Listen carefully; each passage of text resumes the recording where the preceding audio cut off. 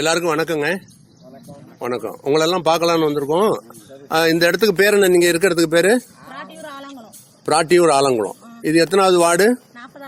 40வது ward. இங்க எவ்வளவு பேர் குடியிருக்கீங்க? 100 பேரா? 100 குடும்பமாமா?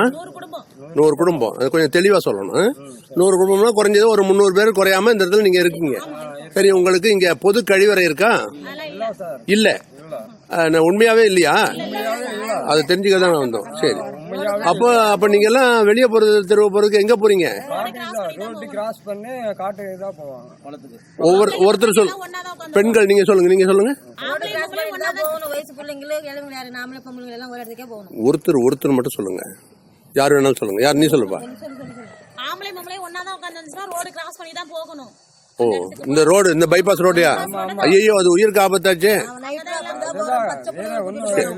சரி, இங்க இவ்வளவு பேர் இருக்க இடத்துக்கு வந்து ஒரு கழிப்பறை கட்டுறதுக்கு இடம்லாம் இருக்கா? இடம் இருக்கு. அப்போ விண்ணப்பிச்சிருக்கீங்களா? எவ்வளவு நாள் ஆகுது? சரி, உங்களுக்கு இருக்குமா நாங்க செஞ்சு தரோம்னு சொன்னாங்க. அதுக்கப்புறம் எந்த ஒரு இதுமே கிடையாது. இப்ப இருக்கிறதையும் வீடு கட்டி வச்சிருந்ததையும் இடிச்சு விட்டுட்டு போயிட்டாங்க. ரோடு போட வரேன்னு.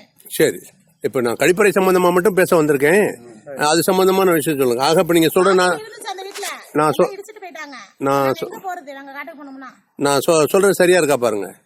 இது வந்து இந்த இடம் வந்து பிராட்டியூர் ஆலங்குளம். இந்த இடத்துக்கு பேரு 40வது வார்டு. இங்க ஒரு 100 குடும்பங்களுக்கு மேல குடியிருக்கீங்க. உங்களுக்கு இங்க கழிவறை இல்லை. அதுக்காக வந்து நீங்க இப்ப திறந்த வழியில போறீங்க. ரோட்டை தாண்டி அந்த பக்கம் போக வேண்டியிருக்கு. புள்ள குட்டியெல்லாம் பெண்கள்லாம் போறீங்க.